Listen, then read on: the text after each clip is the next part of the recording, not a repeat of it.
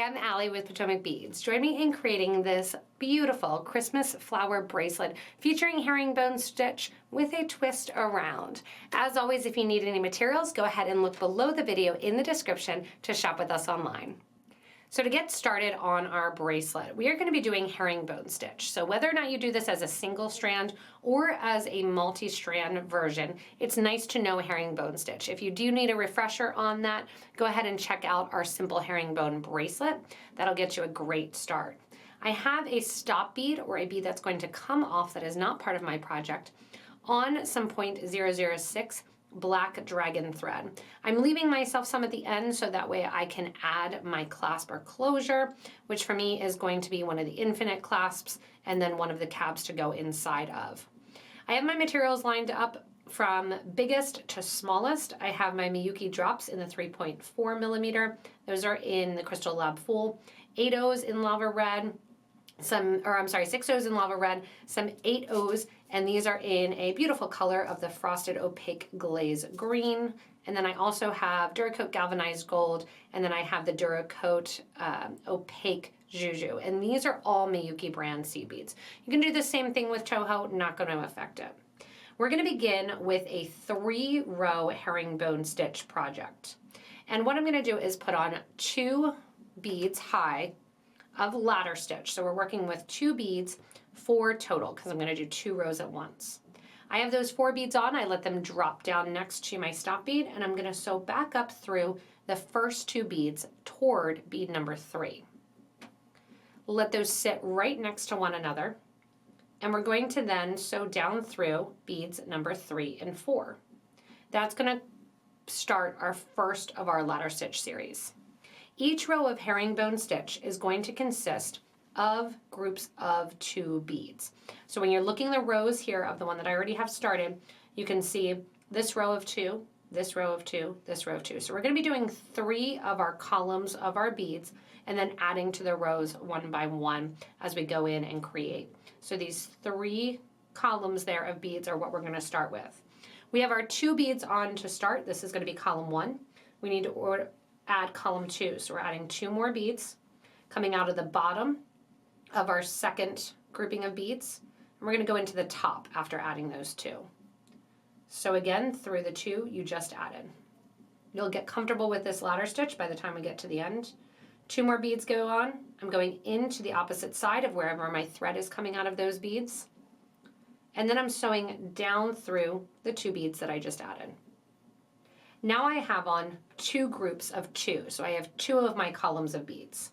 I need to add 2 more groups of 2 to get 3 columns. So I have 2 more beads, threads coming out the bottom. I'm going to go into the top, and I'm going to go back through once again those 2 beads that I just added. That gets me the first set of 2 in that third column. I need my second set of 2. 2 more beads going in, the threads coming out the top, I go into the bottom. And then once again, I'm going to sew down through the 2 that I just added. At this point here, I'm set up and getting ready to start my herringbone stitch. If you want to just do a single row like I did with these little white daisy flowers, you can certainly just stop after 2. From here, we're going to get ready to actually start our herringbone stitch, and you're going to learn how to step up and add 2 beads at a time to make additional rows onto our columns. So to continue on to our next step of adding our actual herringbone, we are going to be stepping up into the first bead on this last row here. I prefer to sew from my left to my right, so I'm going to simply switch or flip the bead here. This is going to have the stop bead then on the right side rather than the left. So I want to make sure you follow that so you don't think that I've somehow gone to the other side. I'm going to add 1 11-0 seed bead, and what this is going to do is hide the thread on the side of the herringbone stitch. When I'm looking at the stitch along the rows, those 11-0s are not actually part of the stitch itself. They're not part of the herringbone. They're literally just going to be used to add a little accent and to hide my thread. If I was doing this on my own, that you wouldn't be able to see the thread, I would be using the green. I'm using the black so you can see it a little bit more, so it's easier for you to learn. Once you have that 11-0 seed bead on, once again, we're there in column number 1, and we're on our first set of beads. We are going to go up through that last bead that was added, and our thread is going to be coming out the top there of that row. So we're now coming out of what we're going to call column number 1. We're coming out of the left side. We're going to add 2 beads, so this starts our herringbone stitch, and then we're going to sew down through bead number 2, or that first bead on the left. So that's our first herringbone bead that we added. Going over then to connect to the next column 2, we're going to go up through bead number 1 in column 2, add 2 more beads, and then sew down through bead number 2 in column number 2. We're going to go to column number 3, and I'm rushing through this a little bit, assuming you already know herringbone. So again, if you need to learn herringbone, you can slow me down by hitting pause or slowing the video down in your settings, or you can watch some of the other herringbone videos as well. The freeform herringbone is a great one to watch and learn. From here again, I'm in my 3rd column, coming out of bead number 1. I add 2 beads, and I sew down bead number 2. So you're always coming up bead number 1 and sewing down bead number 2. When I get to the side, I need to step up. Grab one of those gold beads, and I'm going to step up along the side from that 2nd row of column number 3 into the 3rd row of column number 3, stepping back up into that first bead, or that last bead rather, that I added. I'm once again going to flip this in my hand because it's faster for me to sew that way, but you can certainly keep it to the right side if you want. 2 more beads go on, and now you really see that herringbone start to form. I'm coming out bead number 1, add 2 beads, sew down bead number 2. If those beads don't want to sit in that V section, just kind of use your finger and pull that thread a little tighter. From here, I'm going to connect to column number 2, going up through bead number 1.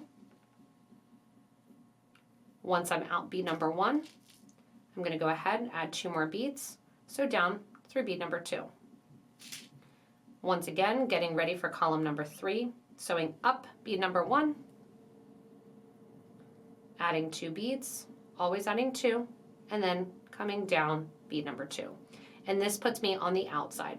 At the end of each row, I just make sure my beads are kind of cooperating. Give a little tight yank on the thread, not the needle. You want to give it on the thread so you don't damage any of that thread inside the needle. And then go in and add my gold bead on the side. After completing that 4th row, I'm going to step up to do my 5th row, sewing back in to the last bead I added on that 4th row. This is going to continue that whole way along the bracelet.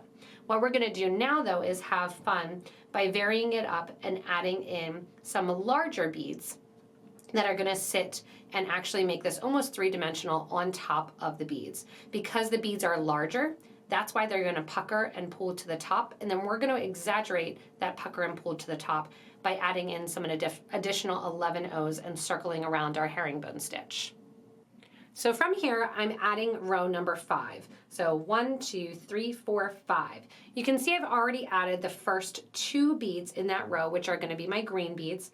And now I'm going to pick up a fun combination of 6-0, Miyuki drop, 6-0. I add those 3 beads, which you're just kind of ignore the Miyuki drop. You want to think about it as just those 2 red beads, into the middle here. And then I'm going to go over to the side. So up through bead number 1 in column number 3 and add my green beads as well. And come on down. And if your bead's up like that, when you pull that bead down, it'll make it cooperate. From here, I'm on the side, go ahead and add your gold bead to hide your thread. Go up through that last bead that you just added. Again, I'm going to flip it in my hand. Right here in this row, I'm doing my green just like normal. In column 1. Column 2 has my red beads in. So what I'm going to do is I'm going to go up through my first red bead, add 2 more red beads for my floral, and then down through bead number 2. Take that teardrop and just push it to the top. That's it. Go in it over to the next row.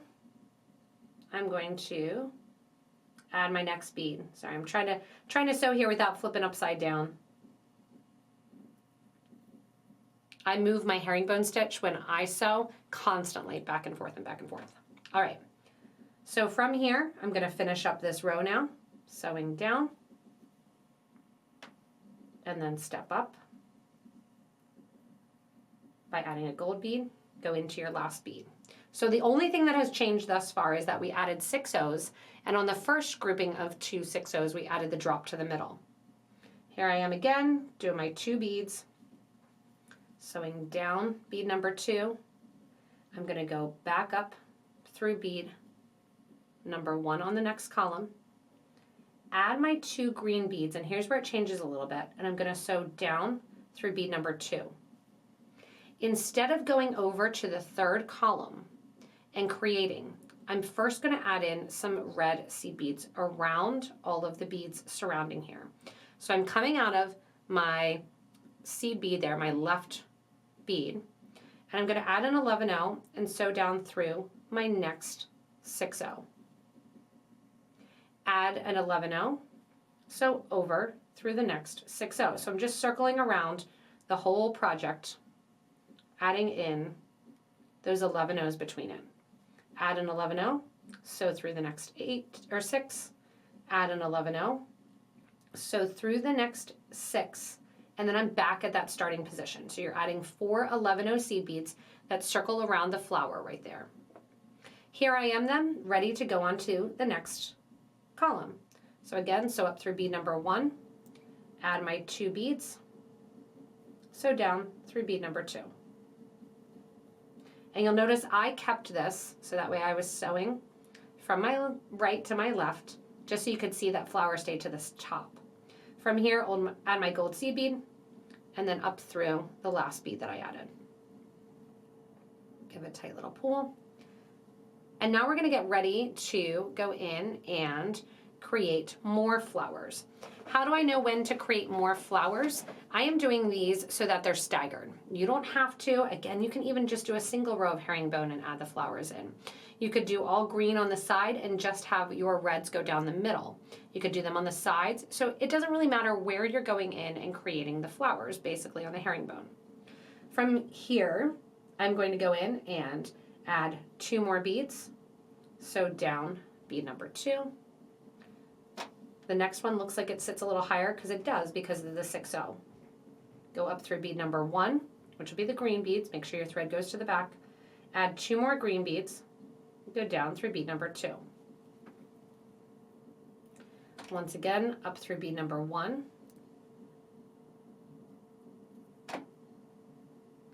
Add my green beads. Down through bead number 2. When you get to the point that you have 2 green beads or 2 green rows above your flower, it is time to start another floral. How do you know when to start another flower? Again, that's there, the green, you got your 2 above, and now I know it's time to start on my outer edge. So my 2 beads are above in the middle, time to start that outer edge. I have a 6O, a drop and a 6O on my thread and needle, sewing down bead number 2, sewing up to the next row. And this time I'm not going to add the red here, I'm going to do the green. Go down through. So it's almost like a patchwork pattern. Go up through the next. And now again, I'm going to add that red. Once again, is there any rhyme or reason why you're adding it? I'm doing that patchwork, so when you look at the little sample swatch right here, you can see they go every other and that they're evenly spaced. You can make it organic if you want to, and add them here, there, or wherever your heart feels fancy. On the side, just like normal, add your gold seed bead and step up back through. Again, after you have your first 2 red beads on with a drop in between, the next 2 are just the red beads. Add 2, come up bead 1, add 2, sew down bead number 2. Go to your middle, add your green beads, sew down again.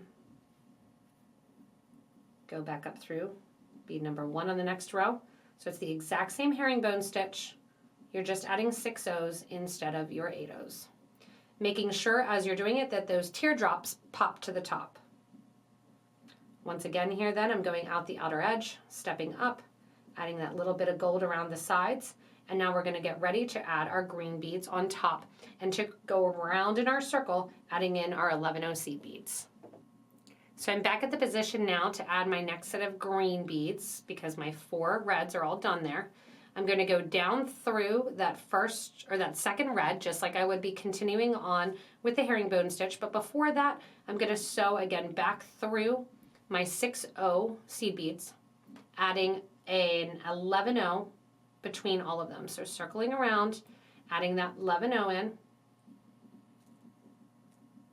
It was my daughter's suggestion when she was here watching me make this to add these in, to do some thread and add a little, cover some thread and add a little dimension to the florals. So going in here, I'm going to go back through then after my last 11-0 is added, come out through the 6-0 red, and then continue on. So back through the middle green, down through, adding in. Here's where you really start to speed bead, going in and adding around. Once those greens are at the top here, I'm coming out the side, but I still need to put my 11-0s in place. So coming out the side here, 11-0 goes on, so into the next 6mm bead. 11-0 goes on, so into the next 6. 11-0,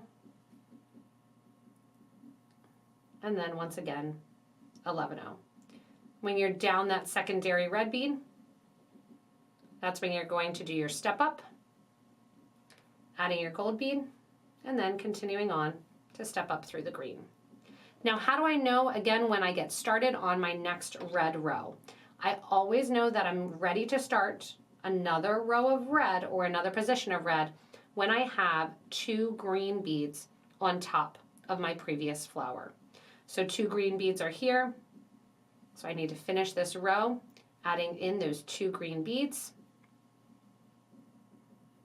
And then as I finish this row and add those 2 green beads in, I'm going to get ready then to start that I know that my middle is my next position on my flower. So I'm going to get ready to do my step up here, add my gold, do my step up. I don't want to add my flower right here, or you can, it's up to you. And what I'm going to do is as I add my flower, then I know my flower is going to be in the middle because I'm doing, that's my pattern, kind of that patchwork. So here I am, ready to add, starting over again, 6, drop, 6, back over to the side, and that, oops, down bead number 1 first, or down bead number 2 first, and then back up through bead number 1 in the 3rd column. So here I am ready to go and continue on with this pattern. You're ready to rock it.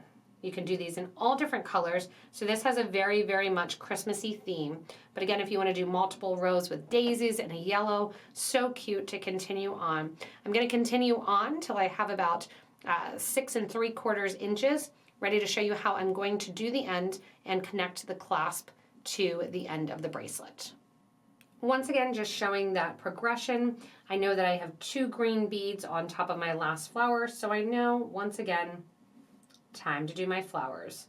And my flower is currently in the middle, so I know that it's time to put those flowers and get those 6-0s right on the side with just 11-0s in that middle row.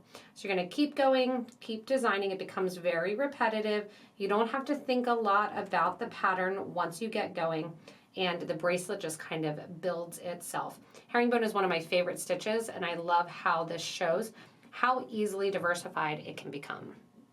Once you're getting ready to finish up your bracelet, you want to think about the fact that you want your ends to match. So that being said, you want to make sure that you finish with your center bead. If you have to extend that you finish with the outside bead, no one's going to notice. Not that big of a deal. You can also always just add extra herringbone rows onto the end if you need to. So from here, I have my last 4 rows that are empty on both my starter side as well as my ending side. And I'm going to take my needle and thread instead of adding an extra row, and I'm going to basically mirror that ladder stitch. I'm going to add 1 11 seed bead in my gold, coming out that middle. I'm going to then go up through the 2 beads that sit in the middle, and I'm going to link these 2 together, going back to the previous row and linking those columns together. From here then I'm going to come out this middle, and I'm going to add in my clasp. I'm using an infinite clasp with a lava red cab in the middle to match perfectly to my seed beads, always great in the gold color. So coming out here, I'm going to sew directly right through my clasp rather than adding anything else, because that's going to mirror again that little gold seed bead there. Once again, sew down through the 2 beads then that sit next in line, up through the next 2. I'm going to ladder stitch these together, these rows together, going back to the previous row and connecting them at the end, going back up then the row I was just coming out of, giving a nice tight pull, adding a gold seed bead, and then sewing down the last 2 beads. I'm going to mimic that same thing, coming then backwards the opposite way, so that way I can reinforce my clasp. Going back through here, down we go, up we go. Here's where the green thread would be really nice.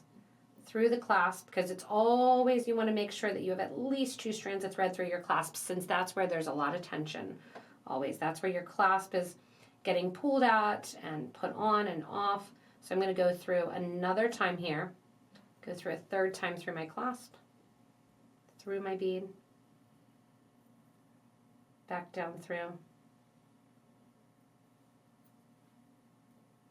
and then over to tie and get rid of my thread end. Once you have one side on, go ahead and attach your tongue of your clasp to the other side to finish off your project.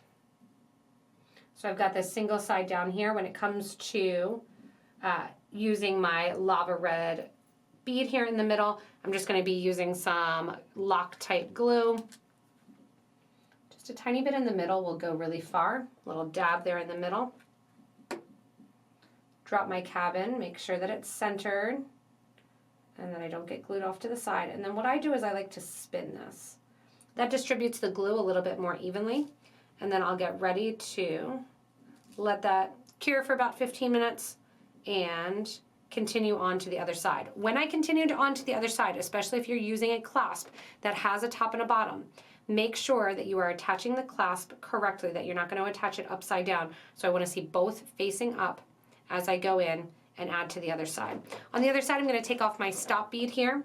I'm going to add an 11-0 seed bead, so down that last row of ladder stitch, come out the middle, and mimic the exact same that I did on this other side, then weaving back and tying off my thread ends in the interior.